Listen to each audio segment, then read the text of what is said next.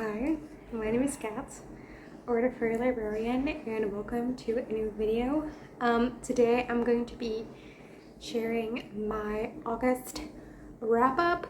I am filming this while it is still August, so there are still a few days left in the month, and I expect to finish at least one or two more books.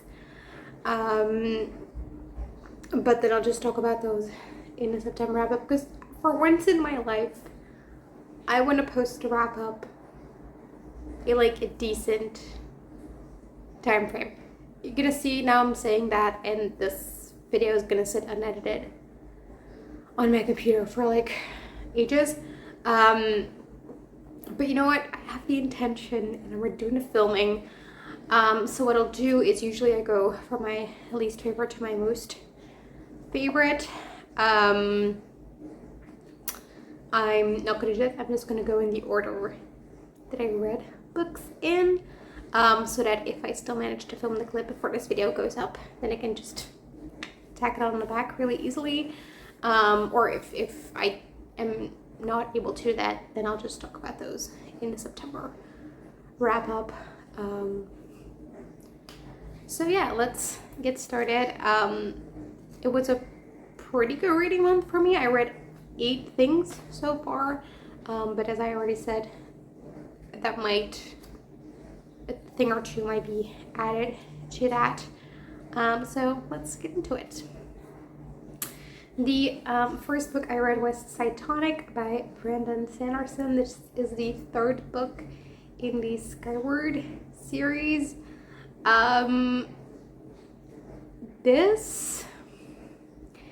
I've seen a lot of people giving this a relatively negative review and saying that it's the least favorite in the series for them, and I can see why. It is very different from the first 2, but I had fun. It's, you know, there's sort of pirates in this one, and we're just having like a fun, a little bit campy adventure, where we're sort of jumping from maybe shards from different worlds, or these fragments from different worlds that they're like flying to and like jumping to, which is just a trope I really like when we're like switching to different ecosystems really quickly like that. I really enjoyed it. I think it's a lot of fun. So I liked that. I liked the adventure that we went on. It's just a good old time.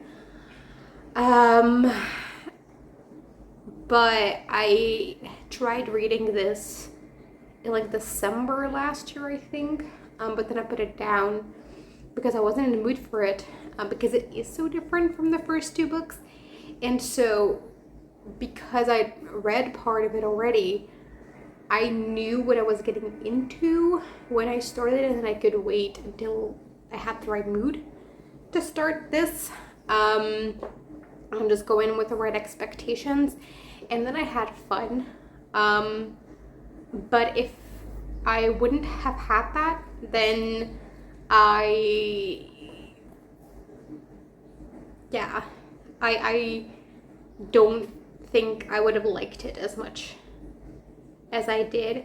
I gave it 3.5 stars. It's not a favorite by any means, but I thought it was fun.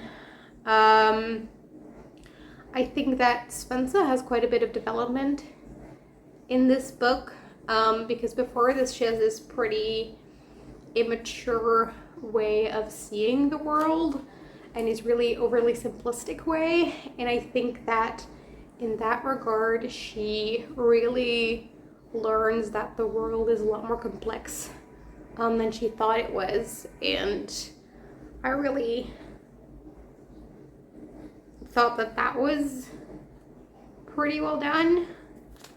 And also just her realizing that she had this dream of becoming an adventurer and an explorer, and you know, this very particular life that she wanted to lead based on the stories that her grandma had told her.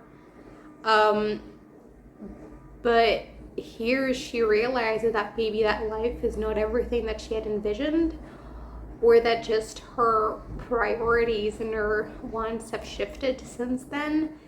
And so she wants to do something different, maybe, or yeah, sort of realizes that that dream is not what she wants anymore, which is also part of growing up, and I thought that that was pretty well done. There were things in this that were very gimmicky and started to really grate on me after a while. So this, I already mentioned like Spencer wanting to be like the stories she's been told, and so like every decision that she makes, like what would insert either historical figure or fictional person from some sort of legend or mythology or well-known epic story do in this situation and stuff. And I thought that certain parts of that were kind of funny. Like there was once where she was talking about like how Satan was the good guy in the Genesis story, because like Adam and Eve can be the good guys. They're so boring. Like Satan must be the hero, right? Because she just didn't understand the story or what the story was trying to say. So like there were funny parts with that, but just after a while, it was just every time she would think that way. And then there was this alien species that their soul is sort of tied to a tree, and then they have like the tree grows like a certain type of fruit depending on their emotions, and so they describe emotions not with, oh, I feel happy, I feel sad, I feel angry, but I let insert fruit name grow, which I think is pretty fun and pretty cool. But like there was a time where like every other sentence that this alien would say would involve an expression like that, and it was just just a little overdone. So yeah, that is my biggest criticism of this personally. But I liked it okay. I had fun with it, but not a new favorite. So that is Cytonic by Brennan Sanderson. Then I read Chasing Nightmares by Nicole Aisling. This is the first book in the Dreamscapers series, I think it's called. It's an indie fantasy. It's like upper YA or new adult. Or at least that's what I've seen the author call it. Like an urban fantasy about this girl who just like she can enter other people's dreams, or actually other people's nightmares, but she can't really control it. So just she goes to sleep and then she ends up in this other person's nightmare, and she doesn't know why or how until she meets two people who are dream walkers, so they can enter someone's dream and you know, be in the dream and see what's going on, and also change the dream and stuff like that. And sort of like we have a bit of a secret magical world, secret society type of deal. And we find that there's this bad guy who has been defeated, but maybe coming back, you know, like, stuff like that. I had a review copy of this. from the author. And I really enjoyed this. I had a bit of a hard time getting into it.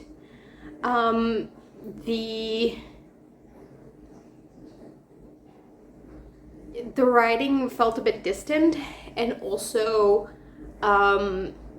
there were like these POV switches that were really unannounced and felt really jarring at the beginning, because, okay, one of them was in third person, one of them was in first person, but I'm not a type of reader who like really registers that when I'm reading. Like, if I'm not really paying attention to that, I probably don't notice.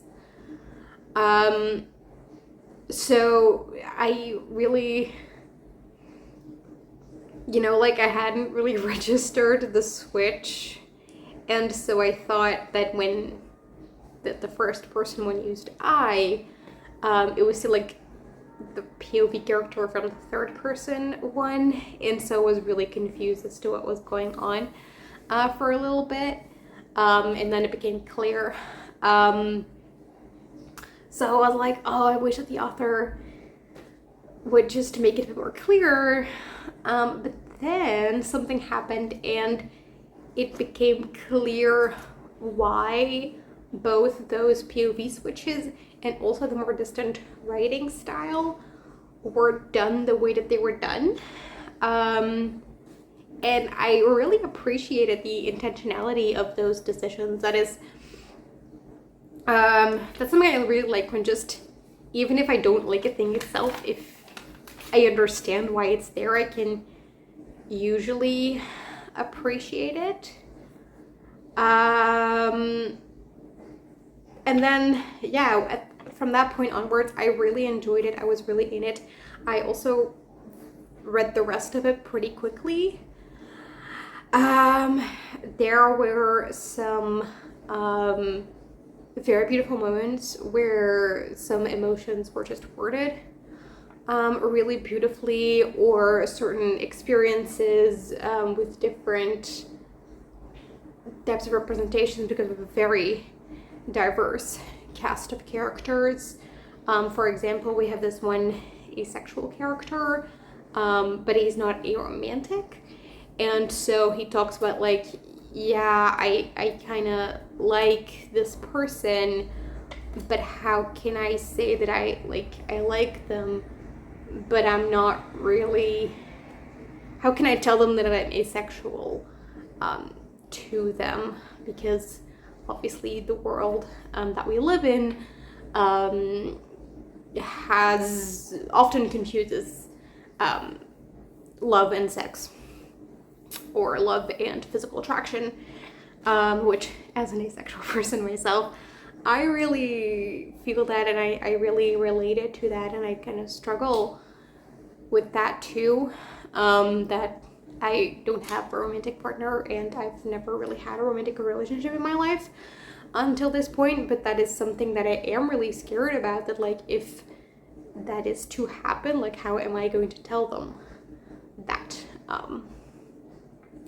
So yeah, I really like that. There are a few other moments where other things were mentioned that I really liked the way that was done. So yeah, I really enjoyed it. It's just the ending felt a little convenient and a little Deus Ex Machina.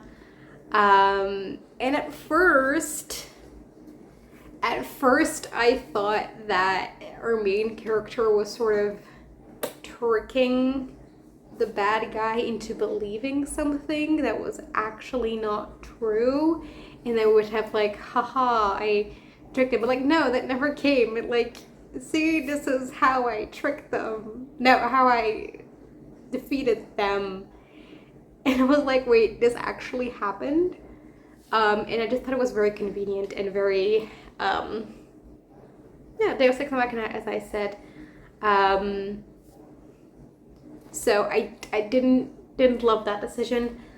Also, it ends, like, it wraps up pretty nicely. I really like how it ends. But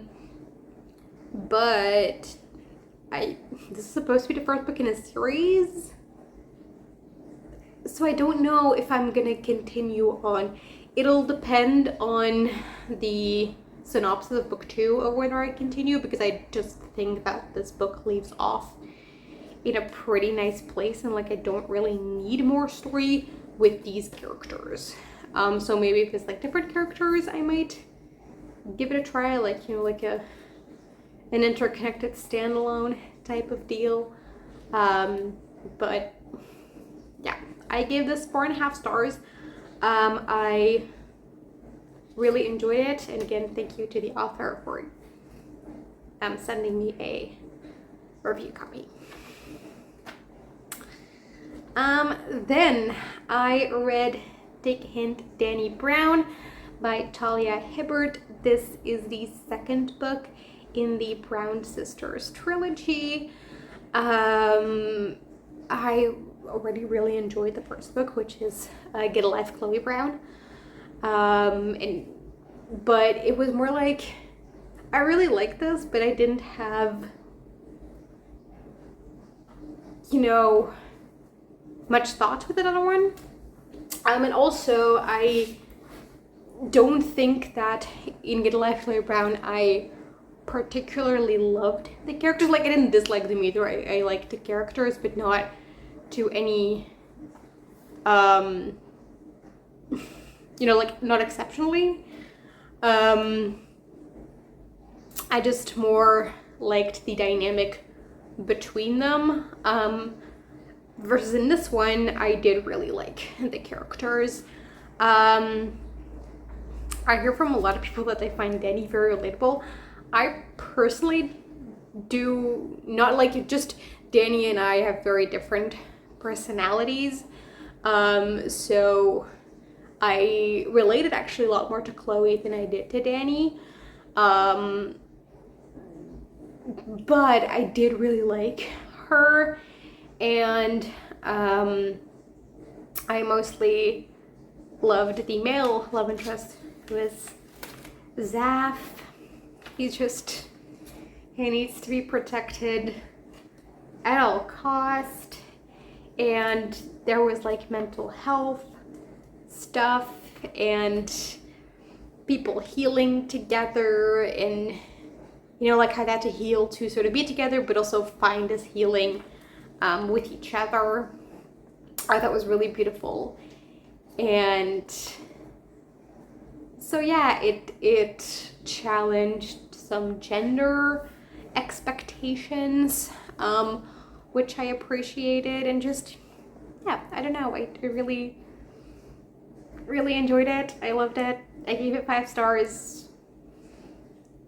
I really love the series so far. I have one more book left with Act Your Age, Eve Brown.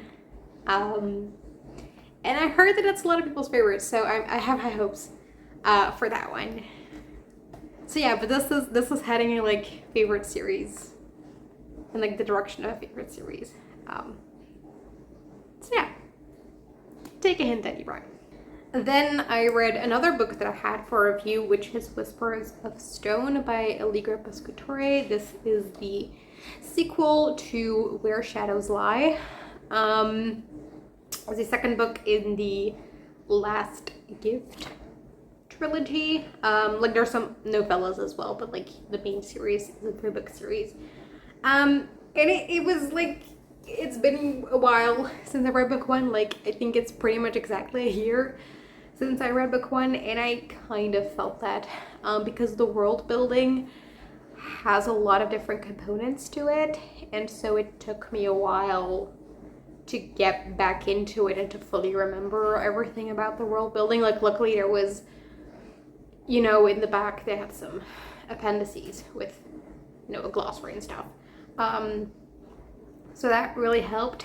But still, like, I was like, oh yeah, this is how everything relates to one another. I really liked it, though. I really like this world, and I enjoyed being back.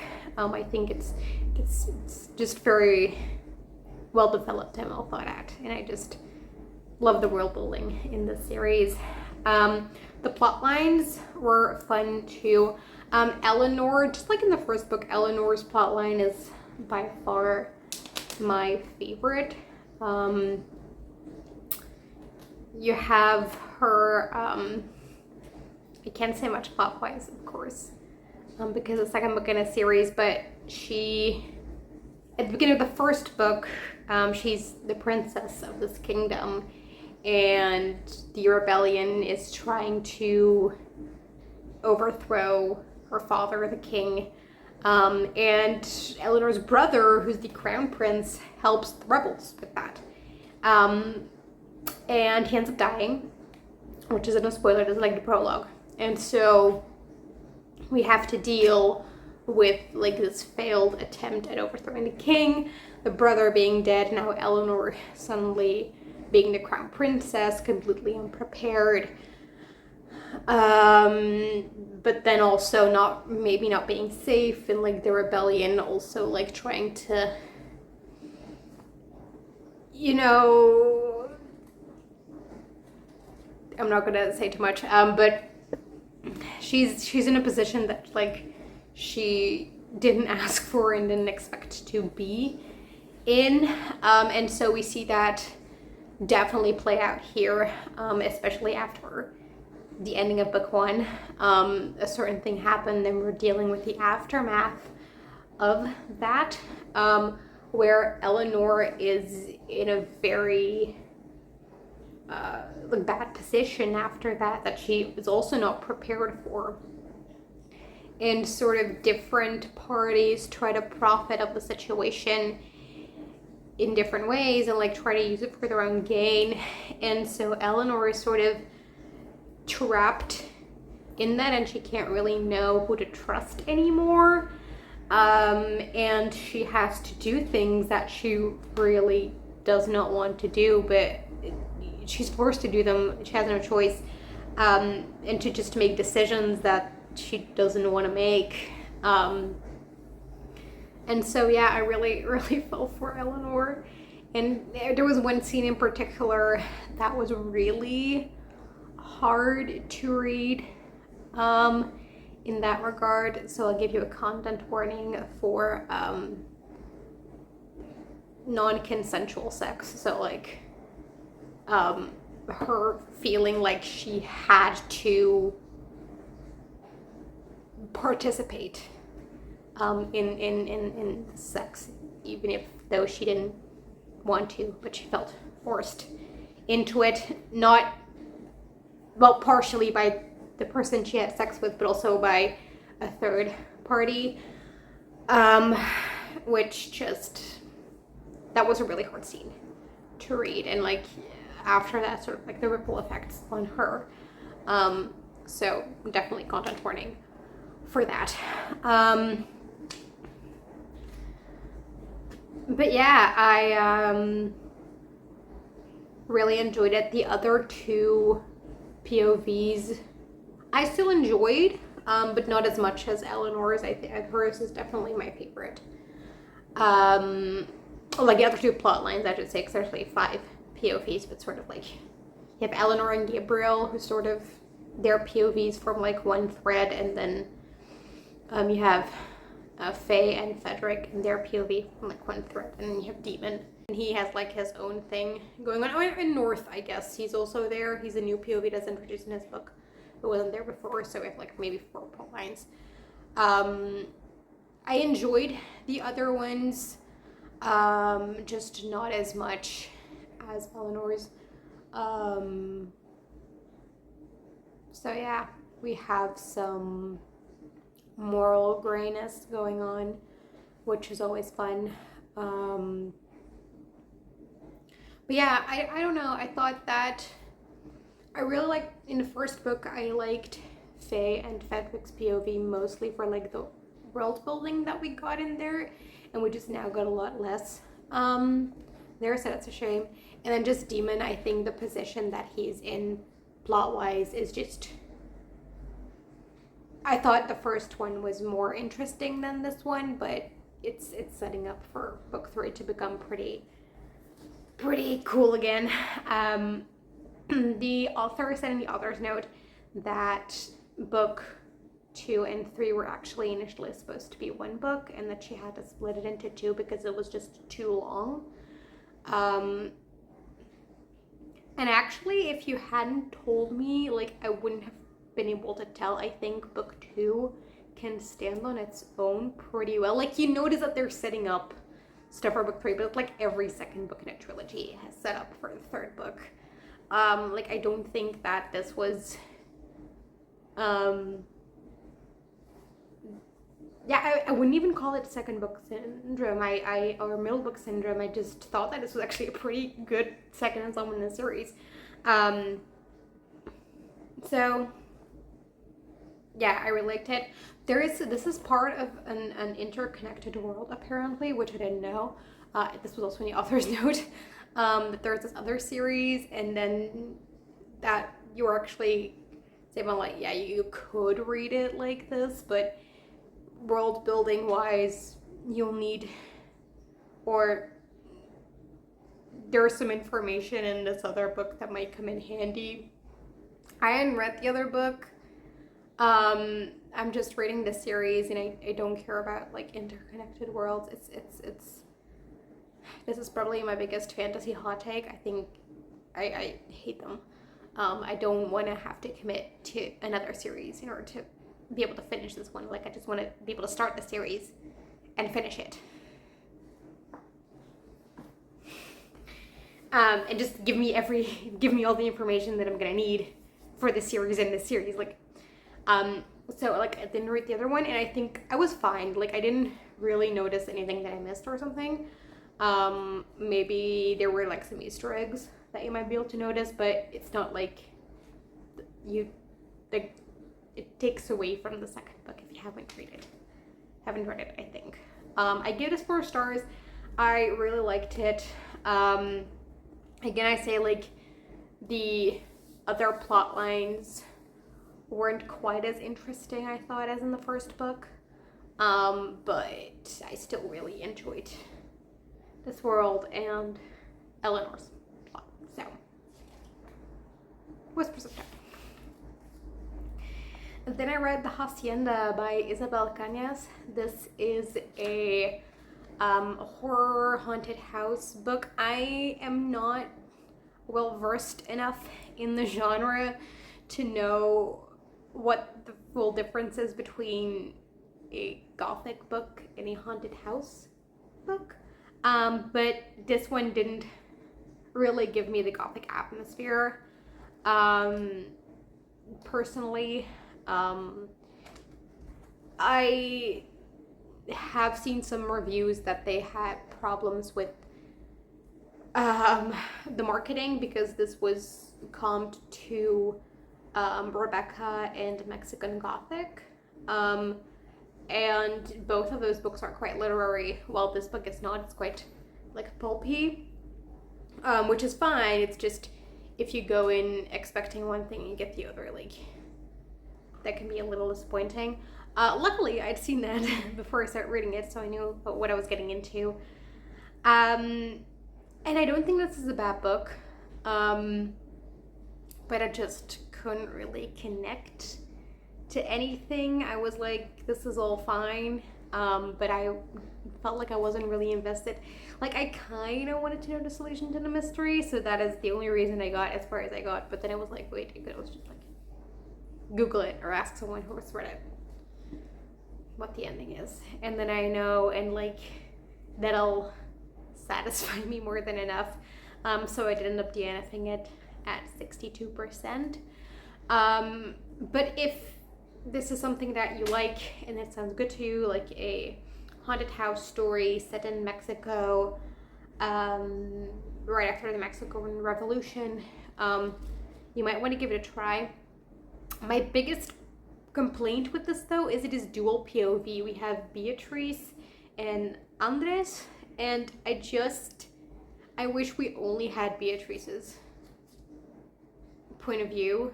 Andres was kind of like, his entire POV was just a series of unnecessary info dumps, and it didn't really add anything, I felt. So yeah, I wish that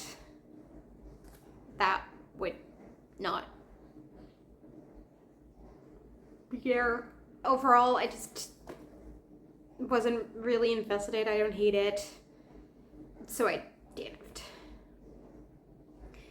Then I read Wide Sargasso Sea by Rhys, which is a classic. It's a feminist and post-colonial retelling of Jane Eyre, told from the perspective of Mrs. Rochester. It's sort of like a prequel type of deal.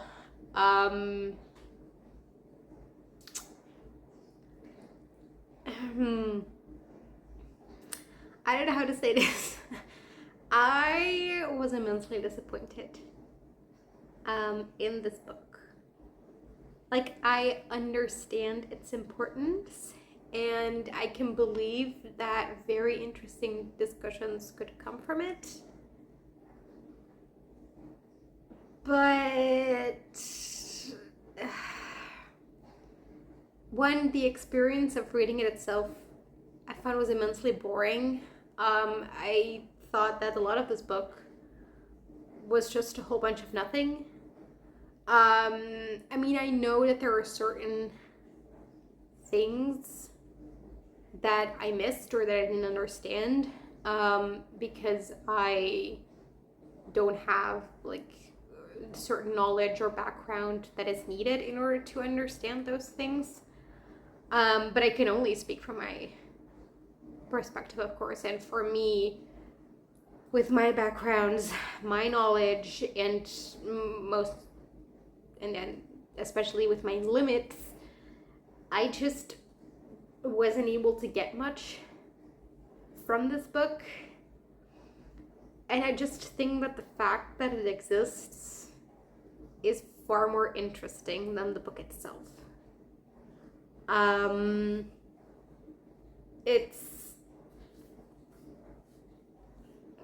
Yeah, I don't know. I was very disappointed in it. I decided not to rate it because, like, literally every rating felt wrong. So I'm not rating it. But yeah, I think I liked the book more before I read it. Oh, I feel bad saying that, but it's the truth. So yeah, you can also hear the dishwasher. You probably have been able to hear it this entire video, but that sound. Enjoy.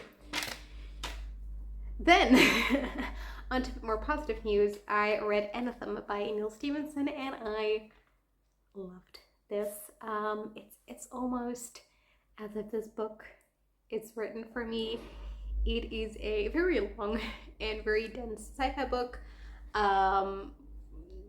We have this planet called Allegra, and there are these constants for like sort of monastery type situations, except they're not for religion, they're for like knowledge and philosophy and math and stuff like that.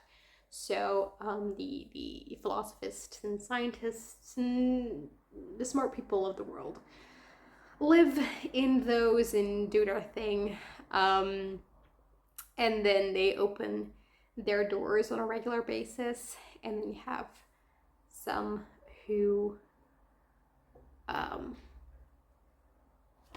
open their doors every year, others every 10 years, others every 100 years, and others every 1,000 years. And we follow a tenor, so sport of a math that opens his door every 10 years, and we follow him through the time when the gates are opened and he gets to also explore the wild world, because society inside these constants and outside of it is quite different. And I thought that that would be like most of the book, but it's not. It's actually a pretty small portion of it. Because then like the week, I think it is over and the content closes off again. But then a certain observation is made that I'm not going to spoil. And you know, stuff happens. But I really enjoyed the philosophical things in it. Like, it's nothing, the philosophy is nothing new. It is like really clear. I was like, oh yeah, here we have Plato. Oh, here we have gums. Nice. It's a lot of like things that already exist, just presented in sort of a sci-fi world. So I thought that was interesting. We also have sort of this science math thing, which is less my I mean, they're obviously like linked to each other, but once they go more like actual sciencey, that is, I'm less familiar with that. So I sometimes like had to read things and I was like, okay, let me envision what they're saying. Oh yeah, right, I get it. Okay, let's move on. But I really liked those. There was one part in the middle where like we stopped like the discussions and we just had some plot, and it was like, no, I want to go back to the philosophy. And so it seems as if it's just like random topics and discussions, but like at the end they sort of, yeah, throughout the book they just come together and they all, we see why they were relevant from the start. And I thought that was really fun. Yeah, I thought it was, I liked it a lot. I'm trying not to spoil things. There was one alien, it's a sci-fi book. Aliens, I don't think, are a spoiler, or, you know, I'm not gonna say that every sci-fi book has aliens, but like, it's a reasonable thing that, like, a reasonable possibility they're there. So there's aliens. They're actually just humans from Earth. And so we have this one that's like from Earth. And like he speaks the language from this other planet. But it's really clear that like he speaks French as like his probably native language. And so sometimes he has like these interjections in French, but then they're like spelled phonetically because obviously like the narrator character doesn't know French. Like he just tries to like this, I tried to represent what the guy was saying, okay. So it's like a phonetic thing, but it's like English speaking people try to phonetically represent what English people sound like when they try to speak French and fail. And so I thought it was really funny, and there were certain times where just like you could feel Google Translate through it, and it was like, I was just laughing so hard. There were a lot of times when the book was like funny on purpose, but that one was also just accidentally funny. But yeah. In the end, I really liked it. The ending was a little like I was sick at the end of the book. You could maybe still hear that my voice is a little not fully there. I'm better, just my voice, you know, it's not 100% yet. But like, I had this like immense brain fog, and I was reading the ending of the book, and it was like, it was an experience, because also just certain things happen at the end of the book that sort of relate back to some of the philosophy but like I wasn't expecting them, or at least not in the way they happened, and it sort of like took you, at the end it sort of said like, okay, this is what happened. And it's not like it made it unclear, but it's not like it really spells it out for you like the second that it happened. So I was just very confused for 2 seconds because my brain fog was just brain fogging along. So yeah, that was funny. But I really loved this. I gave it 5 stars. This might be favorite of the year, so yeah, I really liked it. And then the final book that I've read so far this month is a memoir, and it is Know My Name by Chanel Miller. This, you may have heard of it. It was very popular when it came out. So Chanel Miller is a woman who was sexually assaulted at this party from a university at Stanford by someone who was an athlete, like a swimmer, who was going to go to the Olympics, and she went to court, and sort of the whole media coverage of the case was a lot more about like, oh, this poor guy, like his swimming career, because he's such a good swimmer and he was going to go to the Olympics, and like just his normal career because he was like on this very prestigious university and he was going to be like a doctor and stuff, and now all of that is taken away from him because like he made one mistake when he was drunk at a party, and sort of that was how he was being portrayed as like this perfect person who just was drunk one day, and the alcohol made him do things that he would never do. And then she, because she was also drunk, she was unconscious when it happened, and so they're like, oh yeah, but you don't remember anything that happened, so like how can you know that? And like the defense especially really tried to discredit her in every way possible, and it sort of became, oh, this guy is perfect in every way and just made one little mistake one time. But she drinks and she parties, and she's already had a few times where she drank so much that she blacked out. And look at her, like, what was she even doing at this party? Like, why would she go? Stuff like that. And she felt silenced so much, like, a lot of times along the way, and she felt that, you know, like the trying to, like, the trial and the whole justice process was in some ways more traumatic than just that night itself. And she was like, this is not okay. And so she wrote this memoir. And I think it's just very powerful. She's a very, very good writer.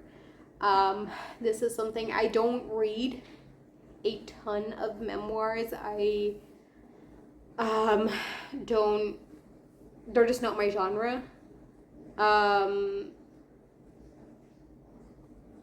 But this one was really, really well done. I also actually probably, like, I was kind of interested in this one, but it was like, you know, somewhere in the list, I'll get to it at someday type of deal, like not the highest priority. But I was participating in a readathon, and sort of as an extra prompt, it said that a friend had to pick one of the books for us to read, and so Kitty, from Kitty at the Books, she picked this book for me to read for that. And I'm really grateful. Thank you, Kitty, for picking this, because it was so good.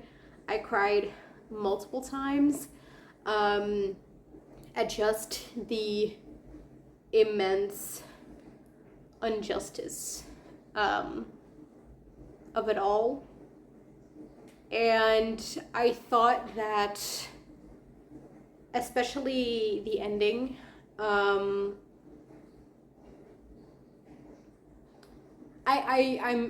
luckily have not gone through something as horrendous as being sexually assaulted, and I'm very grateful for that. I should not live in a society where I have to be grateful that such a thing hasn't happened, or it hasn't happened yet, because, you know, it can still happen. That is still a very realistic possibility, which again, it shouldn't be, but it unfortunately is. But I am lucky enough to not have that happen to me at this point in my life. And just, let's hope, is there wood? Let's knock on wood that it won't happen to me. But also just not to any other people, of course. Because I thought that was an interesting thought of, like, Chanel was like, oh, part of me is almost glad that it happened to me, because if it wasn't me, then it might have been someone else who was still studying and who then would not be able to continue their education or something like that. Or like, it could have been my little sister, it could have been this other person that I know. And I thought, like, the fact that you even have to think that is insane. But I thought it was a very interesting thing to think about. And she was like, this is often blamed on the victim in a lot of cases, where, like, what were you wearing that night? Like, what were you doing there? Why were you out alone? And it's like, yeah, but that is just not productive, because if I wasn't there that night, if I wasn't alone, if I wasn't the person, then it would have been someone else. Like, it is not the fact that I dress a certain, like, provocatively, or because I was on my own or something, it doesn't make the difference between this happened or this doesn't happen.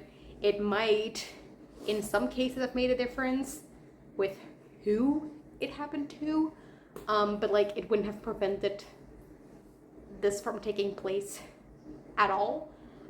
So I thought that was very interesting. But the thing that I was trying to get at, when I got sidetracked, I haven't had something as bad as this, but I have also been in a situation where someone had done wrong to me, and I had done something, and they were like, oh, well, you want to, like, punish them or take revenge? I'm like, no, I don't want to do this.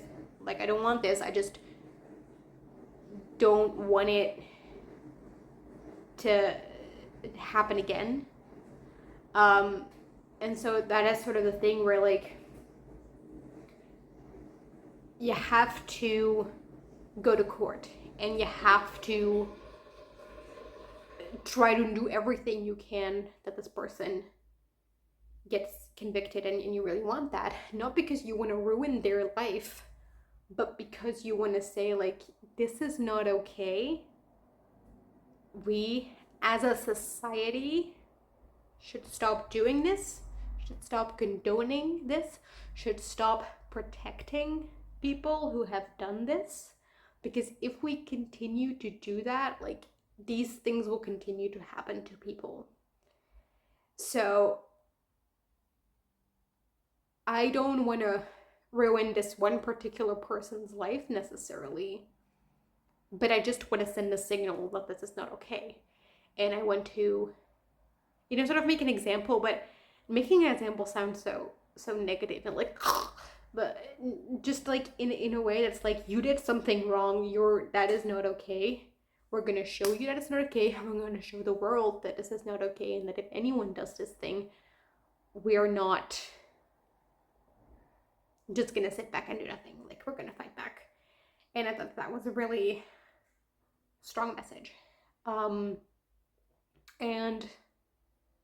a really necessary one, because often, like, when women sort of speak up about these things, they're sort of seen as these furies who want to take revenge, but that's not at all what it is. So I thought that was really nice. I also loved the bit, they sort of want to make like a park with a bench and she could pick a quote, and she had this like very angry quote, because it's a very angry book, but it's not angry at this one particular person, it's angry at like society at large that created an environment where this could happen in the way that it happened and where people reacted the way that they reacted. But it's also sort of, she said it's like a love letter to the world because she wants to make it better. That's the goal of the book, and what she wants to do with the book, and sort of show like, hey, this is how it is, this is not okay. How we as a society deal with something like this. This needs to be changed. But anyway, this quote, and she had this very angry quote, and just this is the one that I pick. And the person who was doing it like, can't you pick something more inspiring? And you're like, no, I don't want that. You're like, because she's taking a quote from her, I'm not sure what it's called in English. Like, you had the actual trial, and then after that, you had like an extra thing where they decide like what the exact punishment is going to be. So like, are they going to go to prison for how long, or is it like whatever? And then she was asked to write something, to read something where like, say like, this is how this thing has impacted me. That speech, it was a quote from that thing, and it's like, oh yeah, but why can't you take like another quote? And it was something like, it's okay, I'm still here, I will be fine, or something like that. And she was like, no, I don't want that, because one, it's not true, it's completely taken out of context, and two, like, what does that contribute to the world? Like, you're again sort of silencing and sort of being part of the rape culture by not allowing this place to be a place where we truly say this is not okay, because it has to be something inspiring.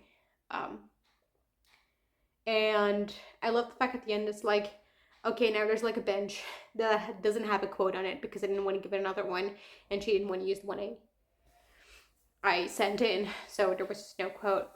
And they're like, yeah, but if you're sitting there, just close your eyes and remember that like the actual memorial place is like 30 meters that way. Which is, so the situation was she was unconscious and this person was trying to rip her. And then these two Swedish guys happened to pass and they interrupt and so like, bro, what are you doing? And so the guy started running and they ran after him and like they caught him and called the police. And so like, and just like, okay, if you're sitting on his bench, just remember that the actual murder place is like 30 yards that way, which is where the Swedish guys caught the dude, and where they stopped him and said, what are you doing? Why do you think that this is okay? And I thought that that was a very powerful moment. And I loved also her saying that it's sort of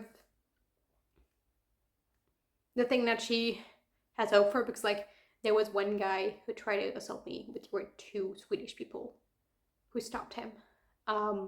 And so just like the symbol of that I thought was really beautiful. I can keep talking for a long time for moments that I thought were very impactful and very beautiful, but I'm gonna stop here. I give it 5 stars.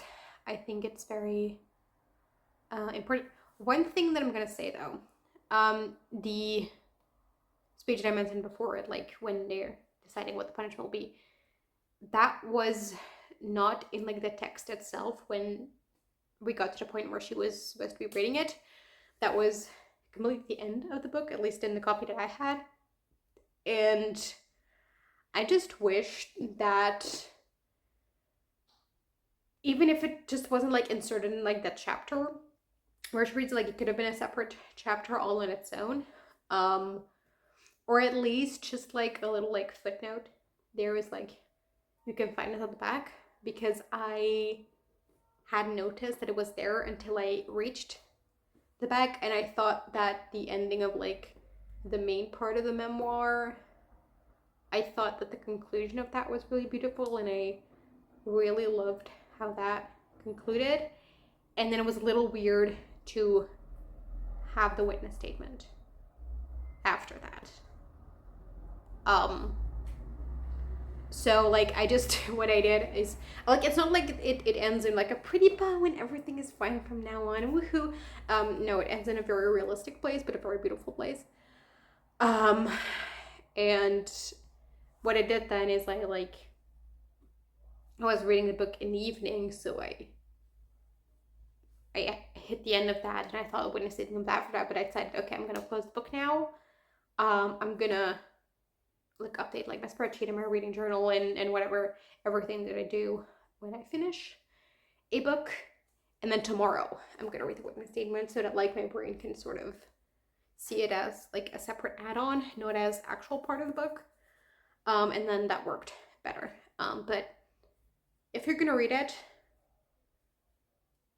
maybe like check your copy if it's in the back, that you can like insert it somewhere, or like that you're just aware of that it is there. If it's just a general thing that it's there, or if it's not just my copy. But yeah, let us know my name. I really loved it. So yeah, those were the books. I'm gonna have to pick a favorite now. And for a lot of the month, I thought my favorite would be Anathem. And it was a very close second. But I think that especially maybe from like how much I talked about it, you might be able to guess that my favorite is in fact Know My Name by Chanel Miller. Very impactful, very important, and just incredibly well written as well. That was really impressive too. I didn't talk about it too much, but I thought that the writing itself was immensely impressive as well. So yeah, that was my book of the month. And that's the video. I hope you enjoyed it. If you've read any of the books I read, let me know what you thought. Also, let me know what your favorite book was that you read in August, and I hope to see you again in another video. Bye!